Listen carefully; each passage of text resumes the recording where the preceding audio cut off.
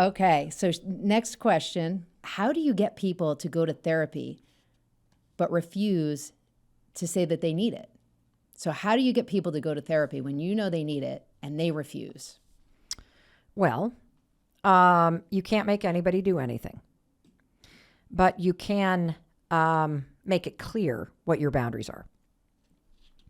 If somebody doesn't think they, quote, need therapy, then the first issue is that they don't understand what therapy's for, because everybody needs therapy in their life. Now, let me unpack that sentence. You don't need therapy. You need therapy in your life. What does that mean? Therapy is when you are engaged in a conversation about your life, about your thoughts, about your habits, about your hopes and dreams and your relationships and the obstacles and challenges that you're facing, that you're in a conversation about those things intentionally, and you're doing it ideally with a person that is objective, meaning they're not a friend and they're not a family member. And the most powerful thing about the relationship is that because they're objective and because they have some level of training, you're not responsible for their feelings. So this is the one person in your life. You don't have to worry about what they think or about what their feelings are, about what you're discussing. You have another human being that is trained to listen to you and help you untangle the thoughts and the behaviors and the patterns and the things in your life that you want less of or that are making you unhappy, and to amplify the things that are going well. And so I look at therapy as a luxury. I think it's a privilege, and I believe it is something that every human being on the planet deserves. Just like when you go to an elementary school or middle school or high school and there's a school counselor. That is a resource that is there in order to help you be successful. And that's what I see about therapy. And so I would start to talk about therapy very differently, because when you tell somebody they need to go to therapy, you're basically saying you're fucked up and you need to do something about it. And so that's confronting. No wonder who wants to go to therapy when you feel like it must mean something's wrong with you. So to me, therapy is an incredible gift you give to yourself if you can afford it, if you have access to it. That's one thing. Second thing is that if somebody understood that a therapist or the right therapist could help them achieve goals and be more successful and happy in life, and you frame it around the change and the opportunity, that's more enticing, isn't it? Wouldn't you love to go to talk to somebody if you knew that it would make you feel better, if you knew it would make you feel more motivated and capable and courageous and confident? Wouldn't you love to talk to somebody who could help you strategize about how to deal with things at work, how to diffuse situations with your family? That's what you're doing there. It's not kind of that caricature that we all have in our minds where you're laying on a couch staring at a ceiling and somebody is taking notes and looking in a different direction as you blob on and on and on about the sob story that's your life. That is not what my therapy sessions are like, and that's not what therapy has to be. And so I think you could frame it differently. Now, one other thing.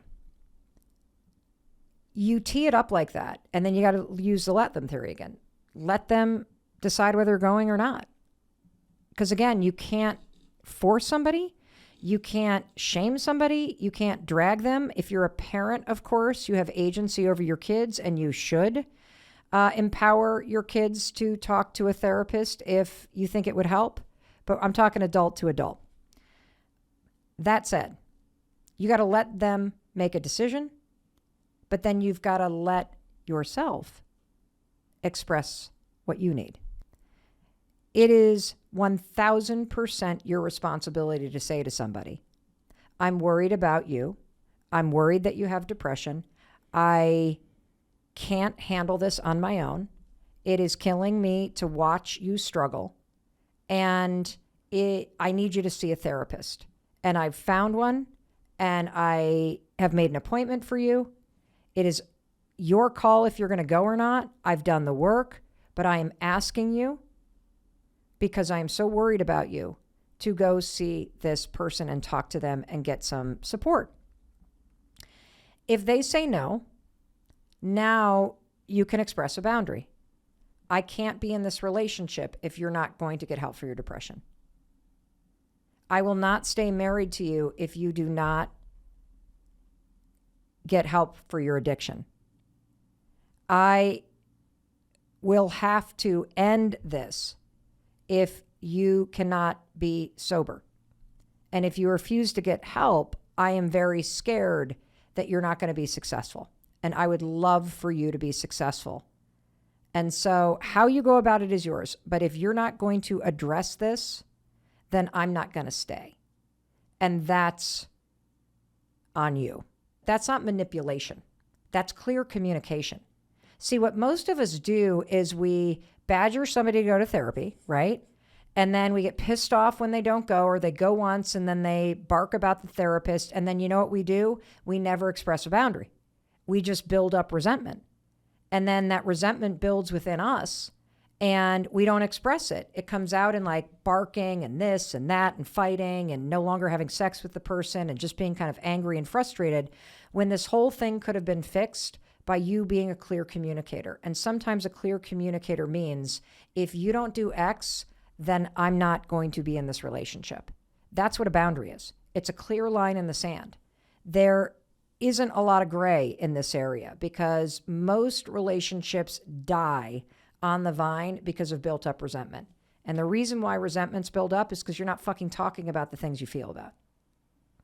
Absolutely. Did I go off track there? I think a lot of people are going to have stern conversations with their partners tonight after hearing that. I love that. Or me. And, look, you don't have to be like, I'm out of here after 17 years of marriage, because people don't pivot on a dime. But you can say, I'm worried about this. I'm giving you 3 months to deal with it. I want you to go to therapy. I've done the research. Here is the person. I am asking that you do. I did this with Chris. He was struggling with major depression for, turns out like 7 years. Thank God he had healthy habits, or the guy probably would have died from it. And by healthy habits, I meant waking up every morning, meditating every morning, going for a walk in the woods every morning, doing work that made him feel like he was doing something meaningful, writing in his journal every single day, talking to a therapist. But he did not want to face a depression diagnosis, and he felt that if he took medication, it would be weak. And I was concerned that all of the fucking meditating was making the depression worse because he was isolated. And there is new research out that shows that too much meditation can make depression worse because you are sitting in your thoughts. Wow. And it was, in my opinion, making it worse for Chris. And I had to finally, after 2 years of watching him get worse and worse, go, look, here's my boundary, because what you're doing is not working. You need to go on the medication that the psychopharmacologist and our marriage counselor have both recommended, and you need to take it for a fucking year. And if you can't do that, this marriage won't work. Because I can't sit here and watch you get worse and have you argue against the thing that the professionals are telling you to do. And he took the medication. And do I feel like I won? No. I feel like I expressed a boundary, and that freed me of any resentment and desire to control him. And it made me feel safe. And that medication gave him a ladder to climb out of the mental hole. And after a year, he went off it. And he's been great. And in the words of our therapist, the medication got him out of that spiral, which allowed the therapy we were doing to work.